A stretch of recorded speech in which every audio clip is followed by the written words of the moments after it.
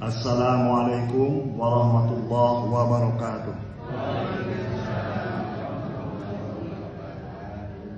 Bismillahirrahmanirrahim. Innal hamdalillah nahmaduhu wa nasta'inuhu wa nastaghfiruh wa na'udzu billahi min shururi anfusina wa sayyiati a'malina. May yahdihillahu fala mudilla lahu wa may yudlil fala hadiyalah. Asyhadu an la ilaha illallah, asyhadu anna Muhammadan abduhu wa rasuluh, la nabiyya ba'dah. Allahumma shalli wa sallim ala sayyidina Muhammad wa ala ali sayyidina Muhammad. Tipayun mangga urang sasarengan manjatkan puji dan syukur kepada Allah Subhanahu wa taala yang mana pada hari ini sudah bisa atau menakdirkan kita untuk bisa bertemu bersilaturahmi di pesantren ini. Salawat dan salam semoga dilimpahkan ke junjungan Nabi besar Muhammad sallallahu alaihi wasallam. Bapak pimpinan pesantren dan seluruh pengurus pesantren, pengurus alumni pesantren Cipahideng dan seluruh alumni pesantren Cipahideng yang hadir pada hari ini. Semoga kita senantiasa ada dalam lindungan Allah Subhanahu wa taala.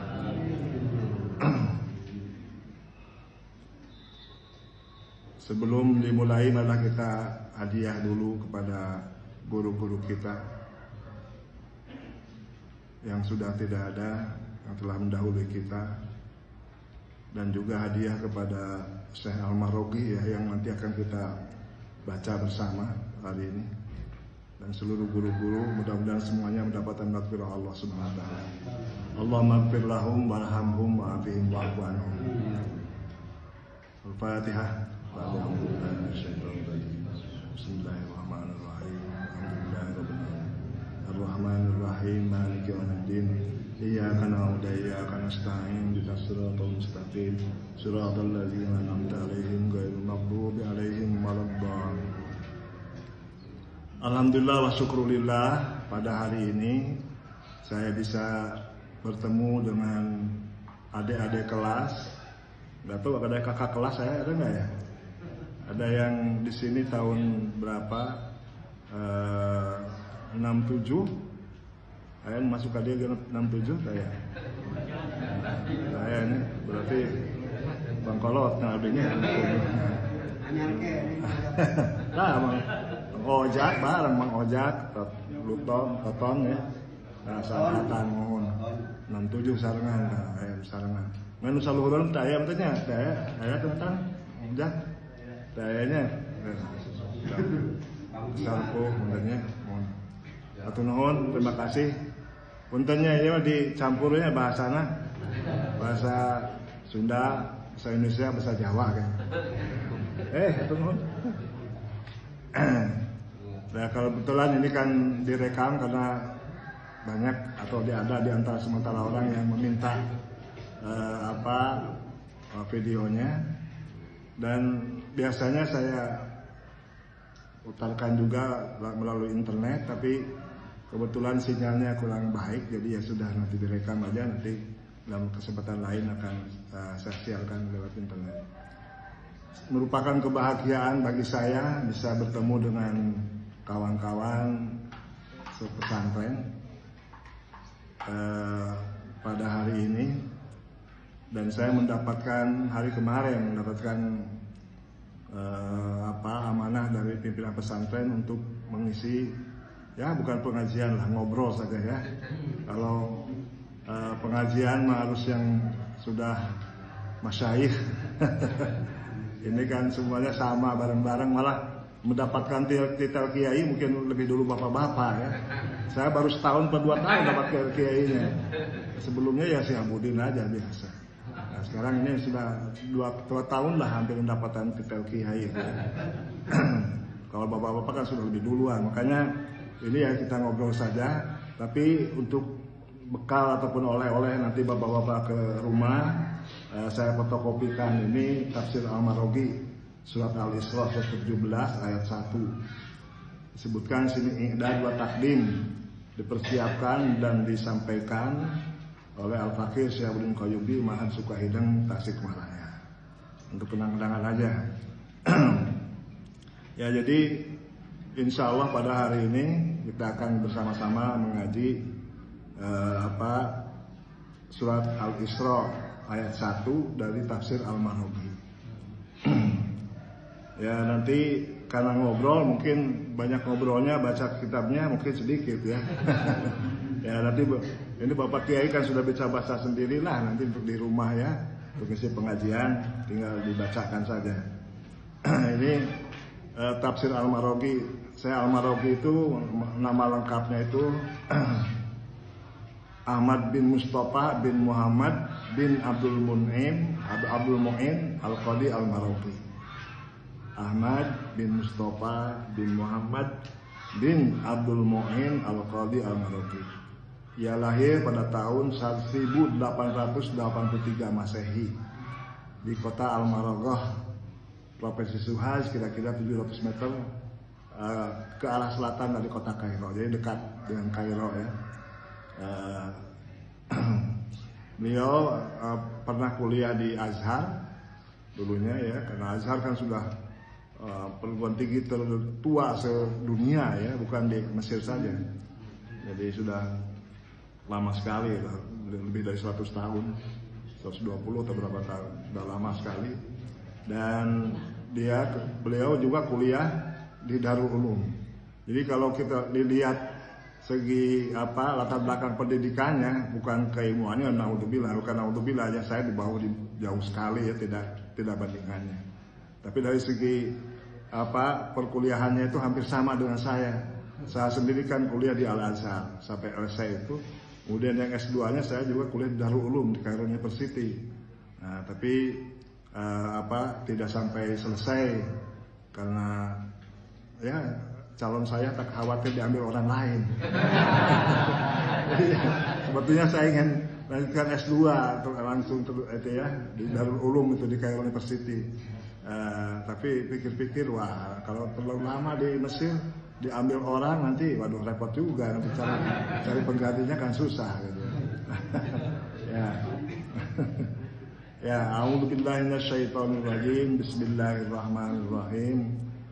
Subhanalladzi asra bi 'abdihi lailan minal masjidil haram ila masjidil aqsa alladzi barakna haulahu linuriyahu min ayatina innahu was-sami'ul basir.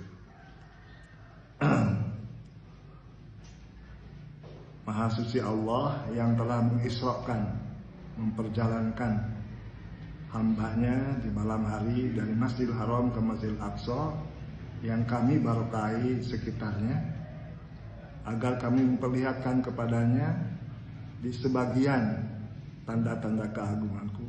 Innahu, sungguhnya Allah itu maha mendengar dan maha melihat. Ya ini memang tadinya saya itu ini sudah saya siapkan temanya tentang sufi ya.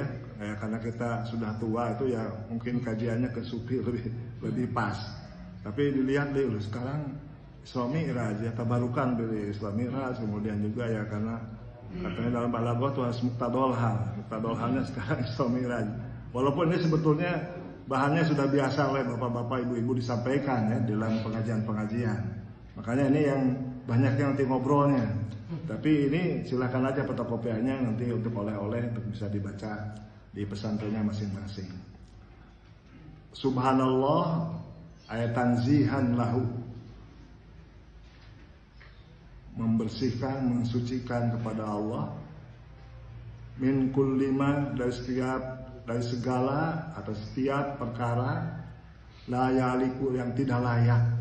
Artinya layak itu dari bahasa Arab ya, yang tidak layak bijalalihi, dengan keagungannya, wa kamalihi,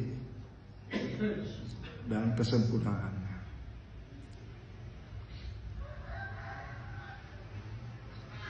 Wal Isra kasari as-sair bil lail khosatan. Isra itu adalah perjalanan bil lail, di malam hari khususnya. Jadi kalau Isra Sahra itu adalah berjalan di malam hari, perjalanan malam hari. Wal Masjidil Haram Masjidul Makkah, masjid yang ada di Makkah. Wal Masjidil Aqsa Ada Baitul Muqaddas wa Aqsa wa ab'ad bin nadri ila minal Hijaz. Disebutkan Aqsa karena lebih jauh ya dari pandangan jika dilihat dari Hijaz, dari Saudi Arabia, jauh. Paling kalau dari kita ya jauh. Nah, perlu diperhatikan surat Al-Isra surat ke-17 ini diapit oleh dua surat yang secara serasi. Biasanya kajian dalam tafsir itu kan ada kajian munasabah. Jadi munasabah atau hubungan antara satu bagian dengan bagian yang lainnya. Jadi ada munasabah itu baina surah qablaha wa surah ba'daha. Nah, itu kan ada munasabah itu bainal ayat wa ayat. Ada munasabah itu baina ismil surah wa madmunis surah. Nah, jadi banyak ya itunya bagian-bagiannya dari munasabah, tapi saya tidak akan menyampaikan tentang munasabah itu. Tapi paling tidak di sini diperlihatkan ya, saya sampaikan sedikit munasabah. Jadi dengan munasabah itu bisa kita mengetahui korelasinya, apa kaitan dengan ayat surat sebelumnya, apa kaitannya dengan surat yang sesudahnya. Itu munasabah itu. Kalau dalam ayat mengkaji apa korelasinya, kok ayat ini kok dilanjutkan dengan ayat ini, tidak ayat yang lainnya. Nah, itu bisa dikaji dengan munasabah. Pokoknya ada lagi kenapa lafaz ini kok dilanjutkan dengan lafaz berikutnya. Nah, itu ya.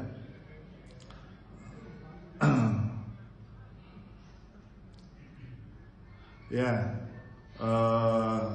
dulu kalau tidak salah pernah saya sampaikan ya tentang munasabah itu sebagai gambaran saja antara munasabah kaitan antara satu kata dengan kata yang lainnya. Pokoknya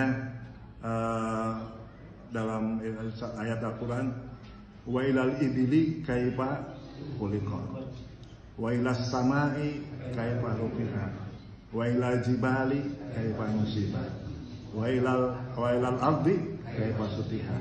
Nah, ini kenapa? Kalau yang pertama itu didahulukan itu disebutkan ibil. Kemudian kenapa langit? Kenapa jibal? Gunung? Kenapa al-ab? Nah, dikaji ini oleh ilmu al-munasabah. Syekh atau masyayikh yang ahli dalam munasabah itu Al-Biqai. Al-Durar fi Tanasubil Ayat was Suwar itu kitabnya. Jadi Al-Biqai itu mengkaji itu kenapa kalau di dalam ayat itu yang didahulukannya al-ibil. Nah, itu kan. Dulu pernah saya sampaikan atau belum ya ini? Belum ya. Ya, ini supaya mengkaji supaya ini ada gambaran apa sebetulnya ilmu tentang munasabah atau korelasi itu.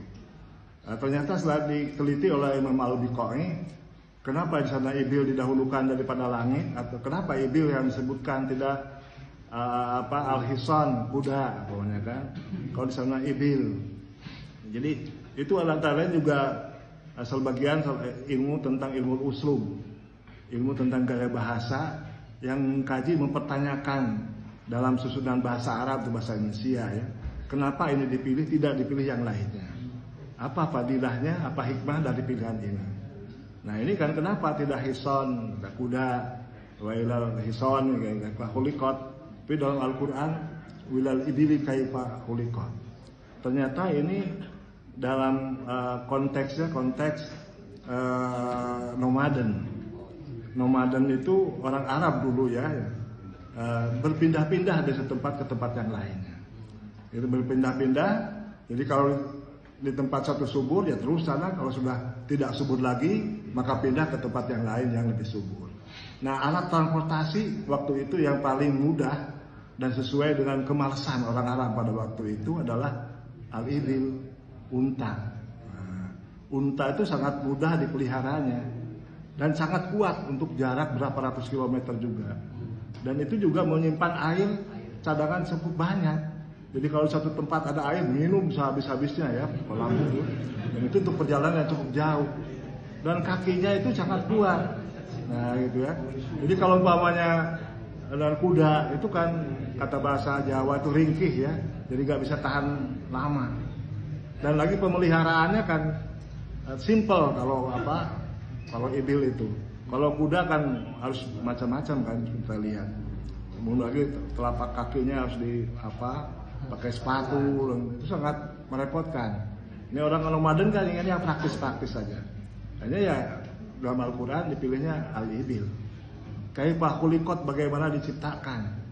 Nah ini kita hanya melihatnya kaifah khuliqat itu ya bagaimana ibil diciptakan, ya sudah sampai sana saja. Tidak dilanjutkan. Padahal kaifah khuliqat bagaimana diciptakan. Nah ternyata di akhir-akhir ini saya baca di beberapa jurnal atau di dalam internet oleh orang Barat, Amerika, diteliti tentang asal muasal atau apa unsur apa yang ada di unta itu.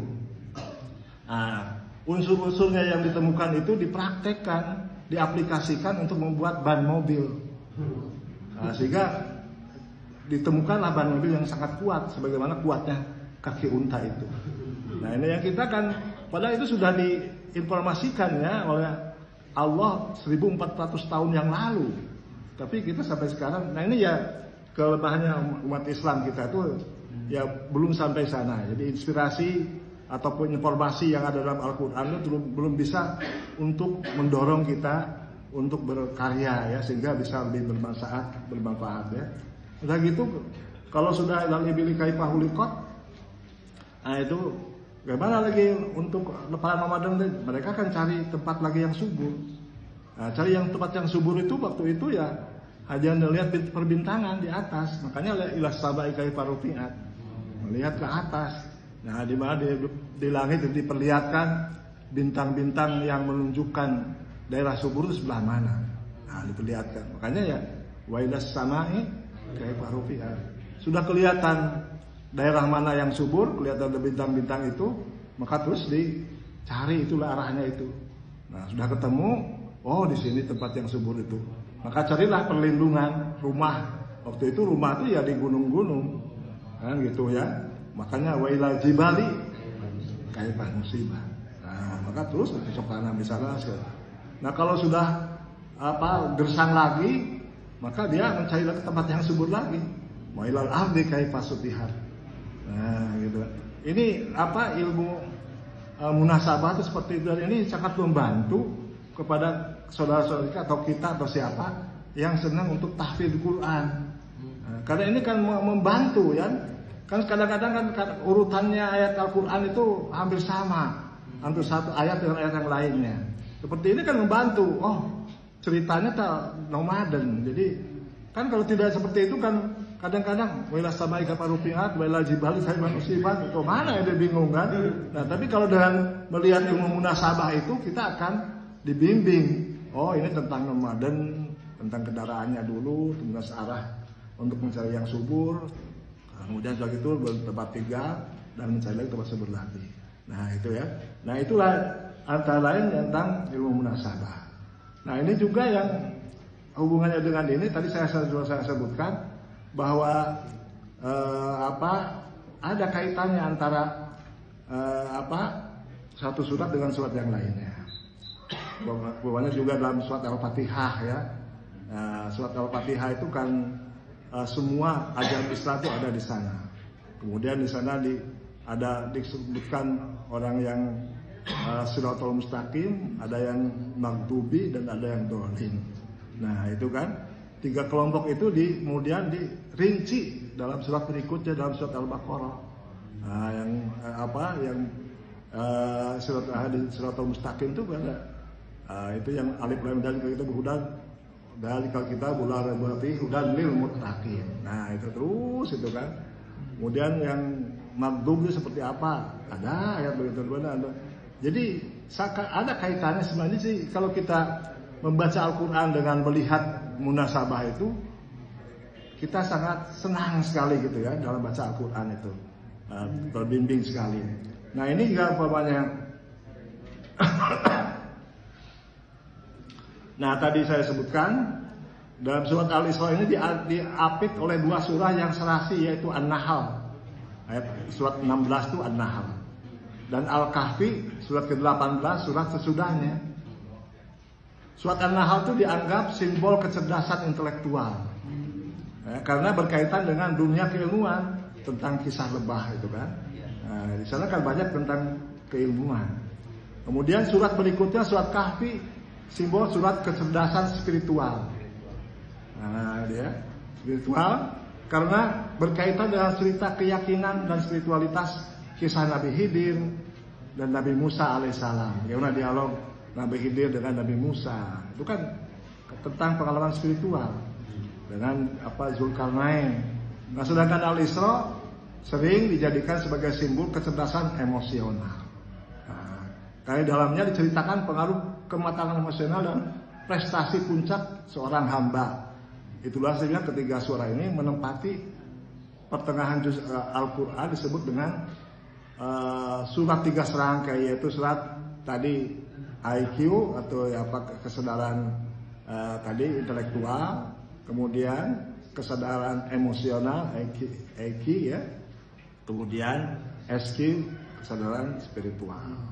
Ini sangat indah sekali ya. Jadi kalau kita baca Al-Quran seperti itu, ya memang kita dengan bacanya saja ayat Al-Quran itu dapat pahala berlipat-lipat. Tapi kalau umpamanya lebih didalami lagi, maka itu akan banyak fadilah manfaat yang akan kita pakai ya. Jadi sekali lagi, jadi surat Al-Isra ini diapit oleh 2 surat ya. Surat yang sebelumnya adalah surat An-Nahl, dan yang sesudahnya adalah surat Al-Kahfi. Surat An-Nahl dan An-Nahl banyak menceritakan tentang kecerdasan intelektual, gimana tentang keilmuannya dan kisah lebah itu. Kemudian dalam surat Al-Kahfi kecerdasan spiritual karena berkaitan dengan keyakinan spiritualitas kisah Nabi Khidir dan Nabi Musa. Nah, dalam Al-Isra jadikan simbol kecerdasan emosional. Nah, jadi itu ya. Itu. Kemudian yang selanjutnya Al-Idah. Tadi subhanalladzi asra bi 'abdihi lailan minal masjidil haram ila masjidil aqsa. Ayat tanzihan alladzi asra bi 'abdihi. Suatu pensucian kepada Zat yang telah memperjalankan hambanya. Jadi kan kalau saro itu jalan. Tapi kalau asro tidak bisa menjalankan. Kalau menjalankan kan menjalankan mobil umpamanya kan. Dalam bahasa Arab itu sakoyasuku, menyupir, mengendarai. Nah, itu lain lagi. Makanya tidak bisa diterjemahkan menjalankan. Asalnya kan saro itu jalan malam itu saro. Tapi pakai alif itu tidak bisa dalam bahasa Indonesia itu menjalankan, karena menjalankan dalam bahasa Indonesia itu bahasa Arabnya adalah sakoyasuku. Ya itu ya. Asra bi 'abdihi yang telah memperjalankan. Ya, memang jarang kita dengar ya. Memperjalankan hambanya yaitu Muhammad SAW fi juz'in minal laili dalam sebagian malam, minal masjidil haram dari masjidil haram ila baitul muqaddas ke baitul muqaddas, wa raja'a fi lailatihi dan kembali pada malam itu juga. Fatabri'atan lahu dan membebaskan baginya dari apa yang lima yaquluhu, apa yang dikatakan oleh orang-orang al-musyrikun, min anna lahu man khalaqahu syarikan wa anna lahu sahibatan wa walada. Nah di sini subhanallah ya, at-tasbih itu inda ta'ajjub. Jadi biasanya kata tasbih subhanallah dalam bahasa Arab itu kalau ada hal-hal yang mengagumkan, wah gitu kan, wah itu subhanallah. Jadi kalau umpamanya masih muda ya, atau dijodohkan oleh orang tua tuh sangat cantik, kaget, subhanallah, alhamdulillah. Nah, kalau umpamanya dijodohkan ternyata kurang cantik apa? Innalillah ya. Waduh, subhanallah. Jadi memang kalau melihat hal-hal yang ini kan, memang yang mengagumkan, yang mengagetkan itu.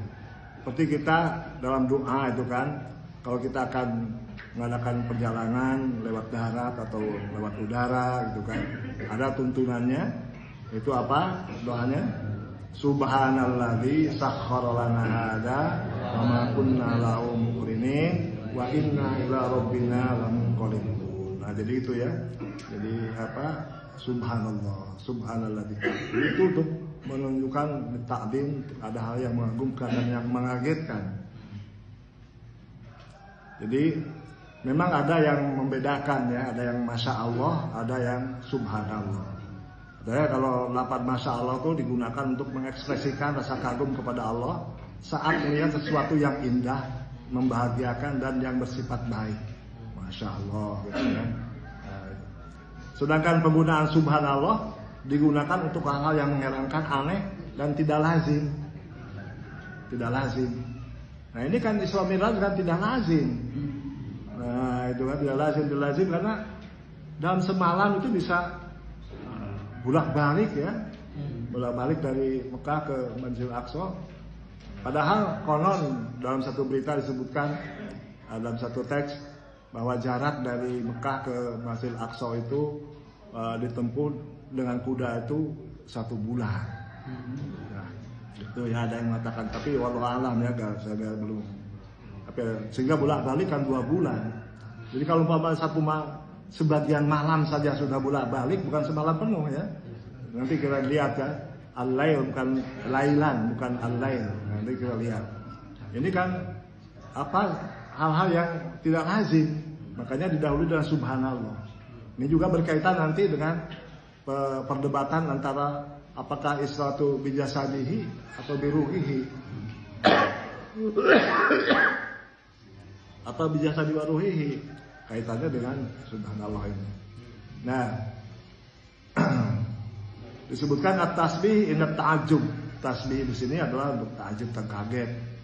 Fa innal muslim fa in sami al muslim syai'an ghairu ma'lufin aw waqa'a amamahu fi'lun aw sami'a qaulan da'a ila istighraq faqad syara'a lahu an yusabbihallahu ta'ala. Kayak di atasnya kene mah tanana we obrolanana. Tasbih itu terkaget ya.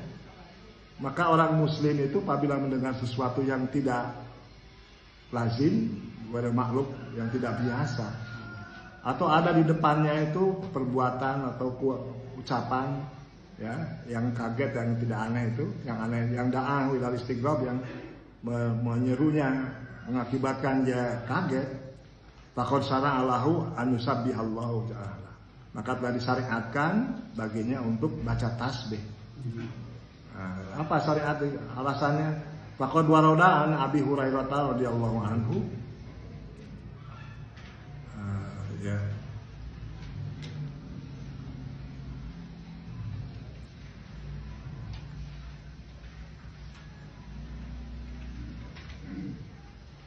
An Abi Hurairah radhiyallahu anhu akhbara annahu laqiyahu Nabi sallallahu alaihi wasallam fi tariqin min turuqil Madinah wa huwa junubun fansala padahaba fantasala fatafaqad lahu Nabi sallam falamma ja'u qala aina kunta ya Abu Hurairah qala ya Rasulullah laqiyatni wa ana junub laqaitani wa ana junubun fakarihtu an ujalisaka hatta agtasila. Faqala Rasulullah sallam subhanallah innal mu'min la yanjusu. Nah itu kan. Jadi ceritanya itu Abu Hurairah ketempenak sareng Nabi Muhammad sallallahu. Tapi alim menakan. Nah gitu kan. Alim menakan. Nah itu ya. Di mana kau Abu Hurairah, tadi saya kelihatan kok kamu nggak nemuin saya. Nah gitu. Oh maaf ya Rasulullah, saya itu sedang junub. Nah gitu kan. Luka junub naon tanya Abu Hurairah. Nah, Abu Hurairah poe telepat pada tegaduh istri. Makanya kan dinamai Abu Hurairah. Nah, itu kan karena senang kepada kucing, katanya kucing perempuan. Nah, gitu ya. Kucingnya yang perempuan. Allah alam itu mungkin perlu ditelusuri ya. Dan memang sebetulnya banyak ulama-ulama itu yang tidak beristri ya, ulama. Ada bukunya ulama-ulama berdaftar ulama-ulama besar yang tidak beristri ya. Karena memang tafarrug dengan tulisan mungkin ya, dengan dengan keilmuan sehingga lupa untuk ini ke istri. Nah, beda ya zaman sekarang ya. Malah justru popularitas itu ya malah tambah pasaran untuk istri, untuk cewek ya, gitu.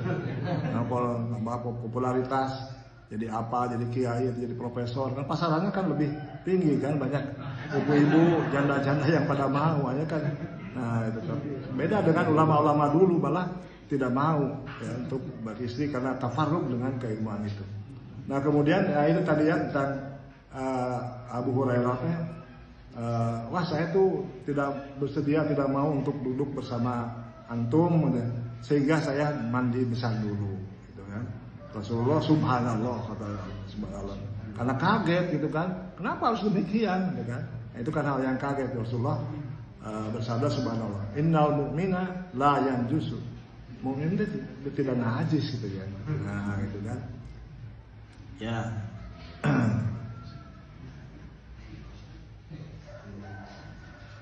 Nah, kemudian yang selanjutnya bi'abdihi. Bi'abdihi.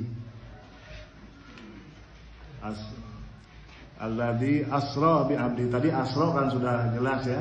Kalau saro itu jalan malam ya. Kalau asra diperjalankan. Kalau sero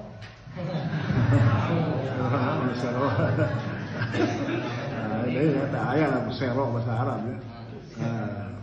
Asro ya. Jadi ya Allah yang memperjalankan. Nabi Abdihi itu dialatun ala ziyatit tasrif. Bi Abdihi hambanya dilalat ala ziyatit tasrif ini untuk menambahkan kemuliaan bagi Rasulullah SAW. Itu kan dalam balaghah atau dalam alfiyah ya ada tentang fungsi idhofah itu kan.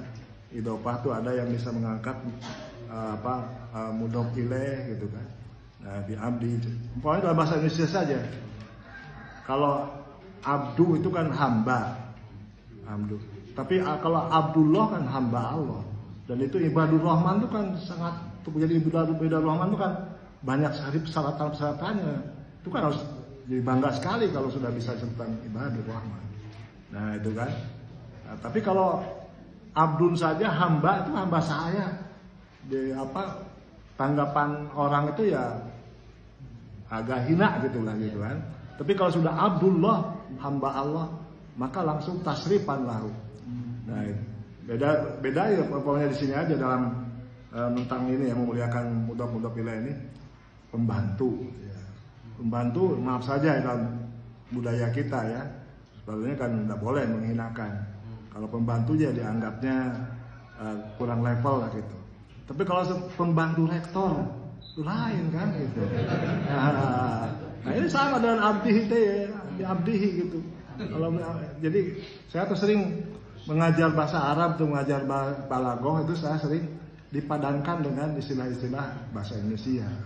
Jadi supaya memang al-balaghatu lil hayat, balaghah itu untuk kehidupan, bukan balaghah itu biar nempel aja di Quran hadis, tidak. Tapi dalam kehidupan sehari-hari bagaimana dipergunakan ya, apa ini ya, seperti ini kan.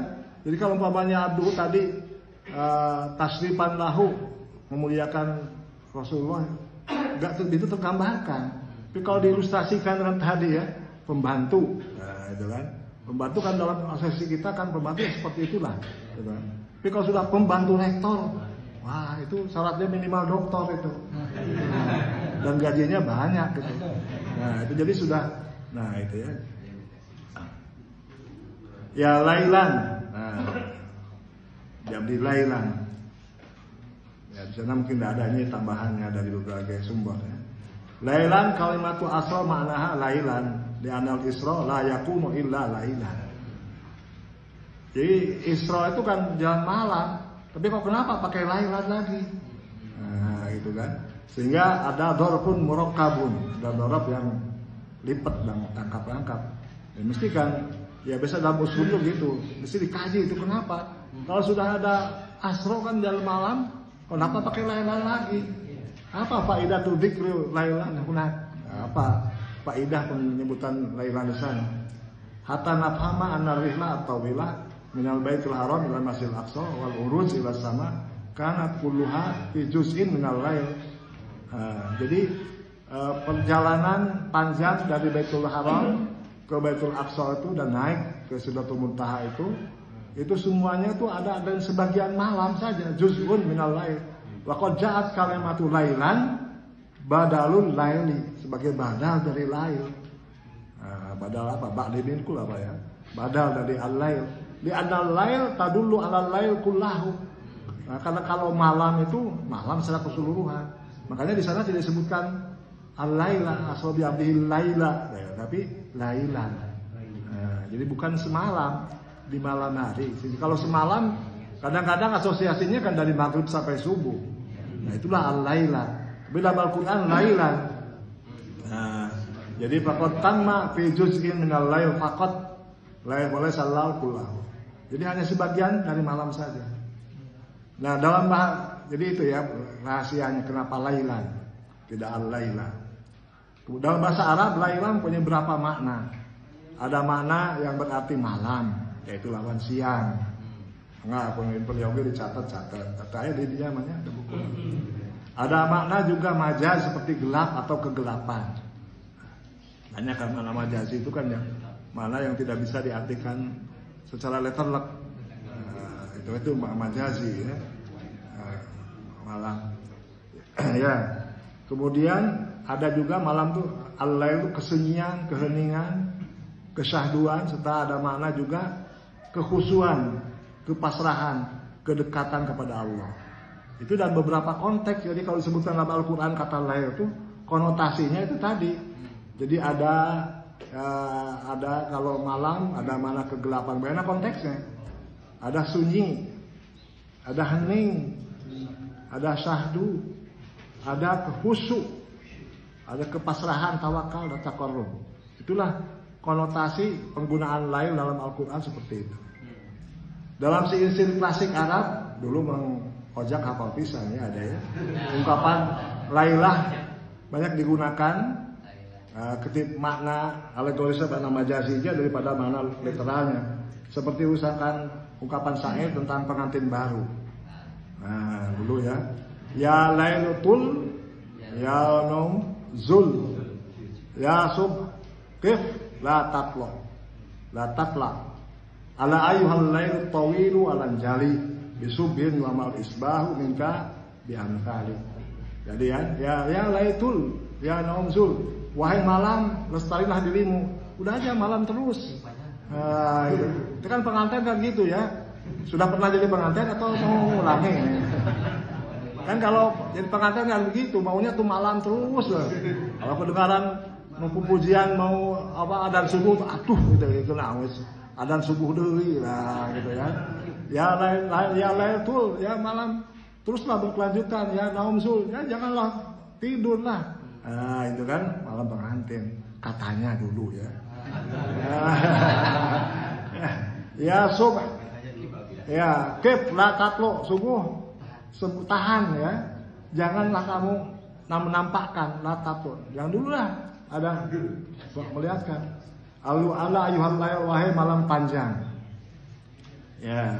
Alanjali jangan serahkan dirimu pada bisubhin. Alanjali bisubhin. Jangan serahkan dirimu kepada waktu subuh. Wamal isbahu minka bil amsali. Ia tidak menjadikan sebaik yang kau berikan sekarang. Jadi ini apa makna lail itu dalam Al-Qur'an, dalam tradisi Arab sangat beragam sekali. Dalam konteks seperti itulah subhanalladzi asra bi abdihi itu ya.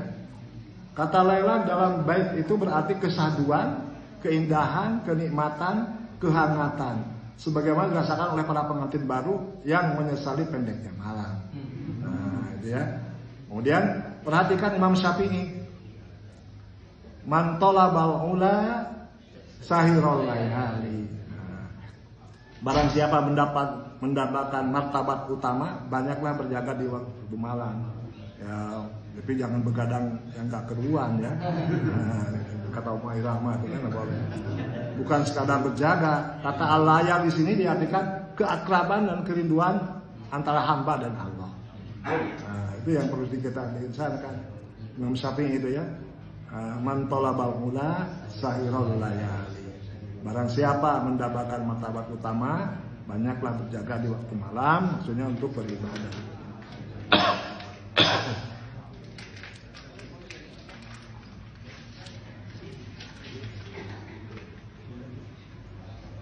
Dalam Al-Quran banyak mendapatkan tentang Al-Quran dan malam ya.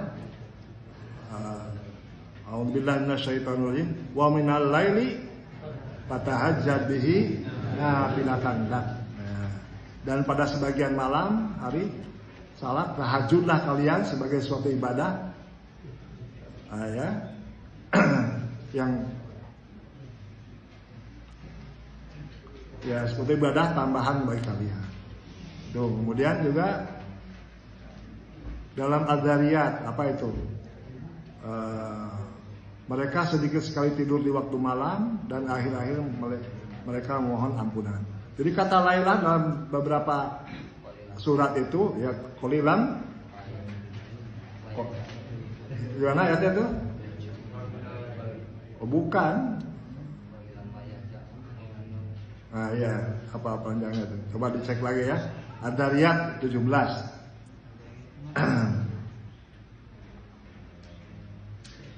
Ya, kata Laila dalam 3 ayat tadi itu mensyaratkan malam sebagai rahasia untuk mencapai ketinggian dan martabat utama di sisi Allah. Seolah-olah jarak spiritual antara hamba dengan Tuhan itu lebih pendek di malam hari. Ini mengingatkan kita bahwa hampir semua prestasi puncak spiritual terjadi di malam hari. Ya, pengalaman saya ya waktu dulu ya waktu nyusun disertasi ya. Itu apa kalau siang itu sangat sulit. Saya sering minta advice dari Al-Maghfurlah ya, kakak ya guru kita Pak Profesor Fuad Wahab ya. Gimana saya mau tulis itu sangat sulit sekali. Ya dalam nulisnya jangan siang-siang malam lah kata gitu.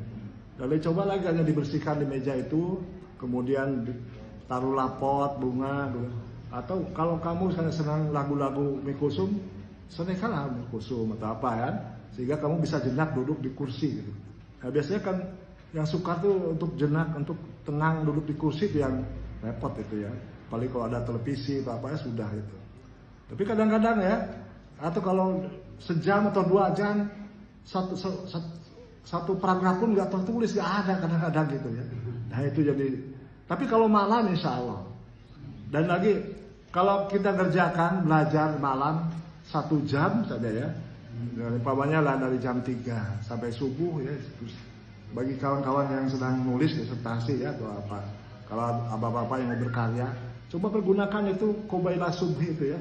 Jadi antara jam 3:30 sampai adzan subuh itu, insya Allah itu akan lebih berkualitas, berkuantitas daripada ngerjakan di siang hari.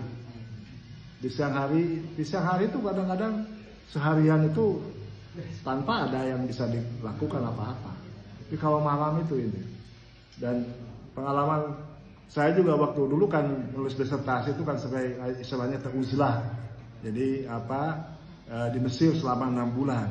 Karena kan kalau di kampus saya tidak bisa kerja apa-apa karena ya jabatannya itu kan ya sebagai dekan atau sebagai wakil dekan. Jadi banyak sekali yang harus dikerjakan. Tapi kalau uzlah kita mengasihkan diri di Mesir 6 bulan, alhamdulillah bisa ada kerjaan. Dan lagi itu tadi ya kerjakanlah pas malam hari, qobailah subuh, dan setelah subuh juga, subuh sampai jam 7. Jadi banyak kawan-kawan itu setelah subuh tuh pada tidur, apalagi bulan Ramadan. Nah itulah yang ini kan. Saya lihat kawan-kawan dulu kan yang ke Mesir itu ada 11. Saya di sana 6 bulan tuh alhamdulillah. Draft itu bisa selesai. Kawan-kawan ya banyak yang masih mendraft ke pulang lagi ke tanah air masih belum selesai karena itu. Setelah subuh tuh masih tidur lagi. Padahal di sanalah tempatnya itu ya. Di tempat subuh istirahat sebentar, kemudian setengah jam, 1 jam kemudian kan waktu duha, sholat duha dilanjut lagi untuk belajar. Nah ini yang sering dan saya lihat juga di pesantren di sini tradisi itu sangat susah sekali. Kalau sudah subuh ya, setelah subuh tuh untunglah kalau ada yang pada mau ngaji, tapi ada di antaranya tidur lagi. Nah ini susah ya kalau mutul bukanya kalau begitu susah ya. Ya selanjutnya minal masjidil haram ilal masjid aqsa. Yaqulun annal isra lam yatim minal masjidil haram ya. Orang-orang berkata bahwa isra itu tidak dilaksanakan dari Masjidil Haram. Wa innama min baiti ummi Hani. Jadi berangkatnya dari rumah Ummu Hani bin Abi Thalib ya. Itu dari sana. Fiha dan iltifatatun ila anna Makkah kullaha haram. Jadi walaupun demikian, walaupun disebutkan bahwa berangkatnya dari rumah Ummu Hani, tapi kan Ummu Hani kan di Mekah dan Mekah itu seluruhnya itu haram. Nah, gitu kan itu ya. Jadi tadi yaquluna annal isra lam yatim minal masjidil haram wa inna min baiti ummi Hani. Tapi hada tifatatun ila anna Makkah kullaha haramun. Nah, itu. Al-Masjid Aqsa lam yakun anadak masjidan lakin hada isyaratun ila annahu sayakunu masjidan. Jadi waktu pas ayat perjanjian Isra Mi'raj belum ada Masjidil Haram itu. Tapi dalam Al-Qur'an disebutkan Masjidil Haram. Hada isyaratun ila annahu sayakunu masjidan. I'tibaru ma sayakunu dalam Balaghah kan ada kan. I'tibaru ma sayakunu itu kan. Masak nasi. Saya sering diikan di dalam itibaru masa yakun dalam praktek hari-hari dalam Balaghah itu, jadi jangan di Al-Quran saja atau apa lama ya. Dari kajian sehari-hari dari itu untuk memahami Al-Quran. Nah itu lebih indah. Lewat seperti itu masak nasi ya. Oh nasi kok dimasak? Nasi kan sudah matang. Nah itibaru masa yakunu itu. Nah itu. Jadi terkadang kan gitu ya. Nyen teh, nyen kopi. Kopi harus jadi kalau nyen kopi gitu. Nah itu baru masalah. Nah ini juga Masjidil Haram. Masjidil Haramnya belum ada, tapi di sini inti baru masa yakunu masjidan. Nah, itu tidak. Kemudian kenapa tidak langsung Masjidil Haram? Itu ke Sidratul Muntaha. Kau mampir dulu ke Masjidil Aqsa. Itu sebagai mendalam ayat berikutnya linuriyahu min ayatina. Itu ya udah dijawab kan. Untuk kami perlihatkan di antara tanda-tanda kami, tanda-tanda keagungan kami. Linuriyahu iltifatun bi uslubil mutakalim ba'da an ibtada'a bil ghaib. Jadi iltifat dalam bahasa gaya bahasa atau istilah iltifat itu deviasi. Jadi deviasi itu perpindahan dari satu gaya ke gaya yang lainnya. Pokoknya dari jumlah isminya ke jumlah fi'liyah itu deviasi atau iltifat dalam Balaghah. Nah ini ya iltifat. Nah ini tadi dari dari ghaib subhanalladzi asra bi abdihi, kemudian linuriyahu. Nah, inilah gaya bahasa Al-Qur'an ya. Sehingga dengan gaya seperti itu ada perpindahan deviasi satu gaya-gaya yang lainnya, maupun bacanya tidak akan bosan. Nah, kalau kita bisa mau memahaminya gitu ya. Ya. Iltifat subhanallah mutakallim ya dulu ala annal mutakallim huwa Allah ta'ala wa laysa syakhsan yukhbiru anhu. Innama kana minallahi ta'ala basyaratan. Wa kalimatu linuriyahu tadulu ala anna af'alahu subhanahu mu'allalah wa li ghadin muayyanin. Nah, Jadi linuriyahu itu jadi untuk tadi ya. Kenapa? Kalau langsung ke Masjid Aqsa dulu linuriyahu ya. Jadi li gordin muayyanin wa li hikmatin qad yadkaruha wa qad yukhfiha anna subhanahu wa ta'ala. Karena memang ada tujuan tertentu atau hikmah yang diceritakan atau yang tidak dicampakkan oleh Allah. Wa kana hadirilah mu'addun laha min ayatina. Mu'addun laha, seakan-akan kunjungan itu memang sudah dipersiapkan. Kemudian min ayatina ay qarrarun wa mu'addun an yara ba'dul ayat wa laysa kullaha. Jadi tidak akan diperlihatkan tanda-tanda keagungan Allah seluruhnya, tapi min ayatina, sebagiannya saja. Ya itu ya. Wa innallaha isnadul fi'li lillah ta'ala wa syiddatul iktifai bi rusulihi. Walam yakun liyara aw liyuriya, inama ja'at linuriyahu. Kenapa ada pakai linuriyahu? Wa hada ikramun wa tasrifun akhar min Allah ta'ala li rasulihi. Jadi kalau liyara liyura itu penghargaannya ke Rasul tidak tergambarkan. Tapi kalau linuriyahu itu kan gitu ya. Ya.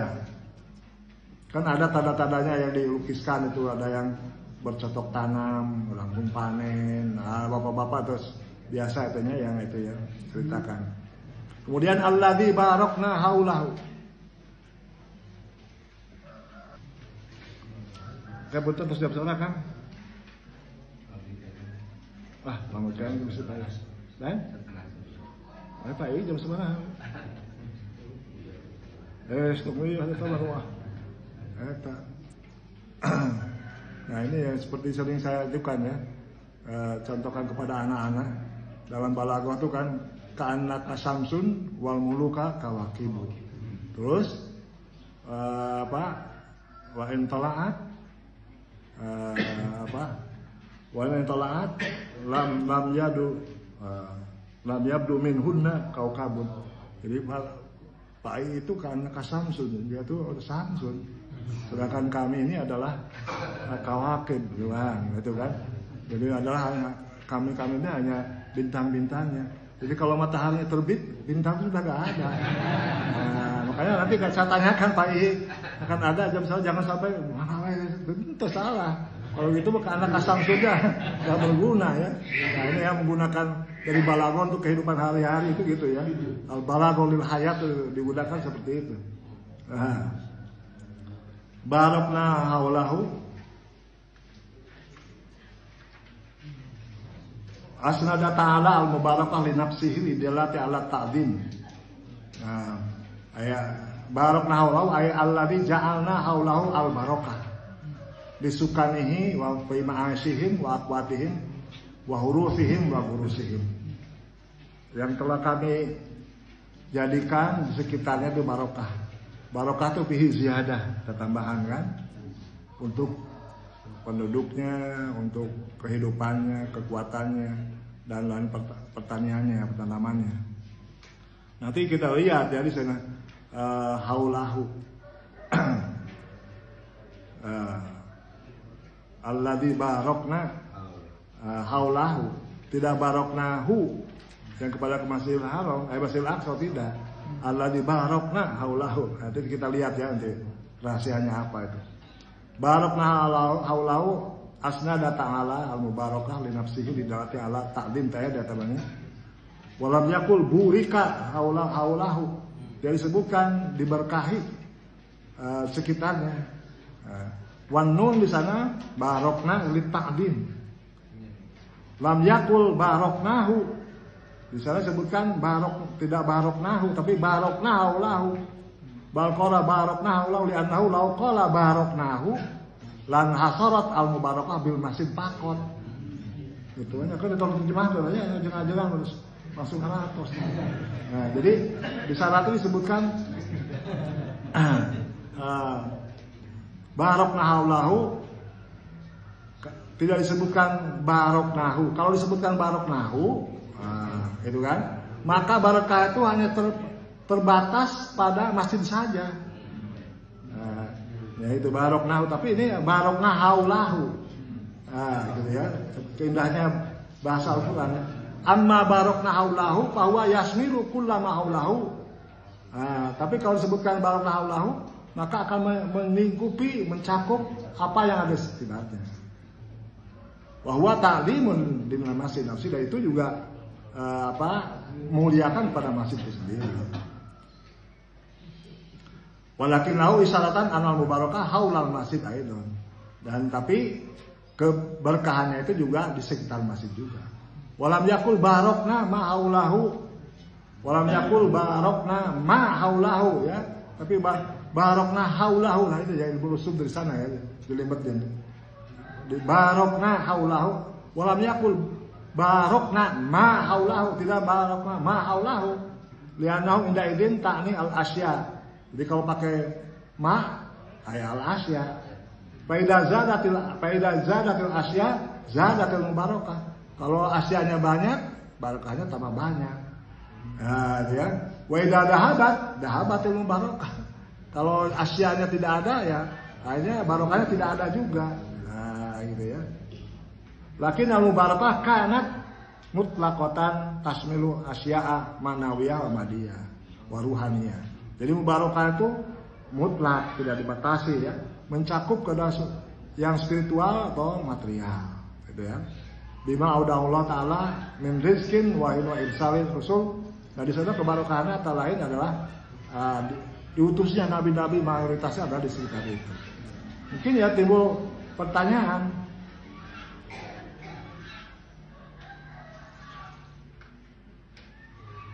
nah, jadi para ulama menyebutkan bahwa bentuk keberkahan Yerusalem dan daerahnya sekitarnya adalah bahwa di tanah itu banyak diutus para nabi. Imam Syafi'i menyebut bahwa keberkahan Masjid Aqsa itu lebih luas dibanding keberkahan Makkah. Nah, Imam Syafi'i ya.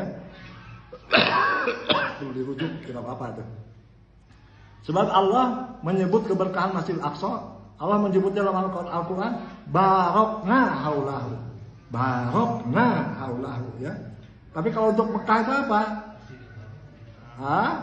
Bibakkatal mubarakah. Mekah yang diberkahi. Kan beda konotasinya. Barokna haulahu, ada keterlibatan langsung Allah ya. Barokna haulahu. Tapi kalau umpamanya bibakkat dalam Al-Qur'an kan untuk Mekah kan bibakkatal mubarakah. Jadi di Mekah yang diberkahi. Nah kata Imam Syafi'i, kita juga mungkin nuansa bisa merasakan lebih utama fadilah dalam menggunakan barokna daripada mubarakah, gitu kan? Nah sehingga katanya Imam Syafi'i itu lebih menyukai untuk i'tikaf di Masjid Aqsa daripada Masjid Haram. Imam Syafi'i ya, telusuri nanti ya. Lalu bagaimana ya kaitannya dengan peperangan yang sering terjadi di sekitar Masjid Haram, Masjid Aqsa ya? Yang sekarang sudah gencatan senjata, mudah-mudahan berkelanjutan ya, itu contoh yang disyukuri oleh kita. Ya, kenapa? Itu keberkahannya di mana kalau peperangan terus? Nah, di memang ya keberkahannya di sana ada penelitian ya. Pada tahun 38 ada seorang bernama Abon mempublikasikan riset Natural Resources of Palestine. Dia menyebutkan ada tiga sumber daya alam potensial di wilayah Palestina. Nah, ini barokah Allah itu ada, yaitu pertama sumber daya air. Nah, itu ya. Di sana di Timur Tengah tuh sering kering kerontang, tapi di sana tuh airnya subur terus. Nah, itu barokah Allah itu di sana. Kemudian yang kedua, hasil hutannya. Tapi hasil hutannya tanpa dieksploitasi untuk keluar, hanya untuk kebutuhan di dalam saja. Yang ketiga sumber daya mineral ini yang dilihat oleh Israel itu ya. Jadi banyak kandungan minyak apa di sana. Sehingga menguasai Gaza bisa menguasai sumber alam yang ada di Gaza itu. Nah, gitu ya. Namun ya ayat ini kan terus bagaimana Allah tadi yang Allah di barokna haulahu. Ada lagi yang menafsirkan. Jadi kalau umpamanya sekarang banyak peperangan, Allah di barokna haulahu itu adalah labdun khobariyun wa insya'itun makna. Lapan khobari yang harus dimaknai insya'i. Kalau di barok lalu ihfidha. Jadi peliharalah kebarokahan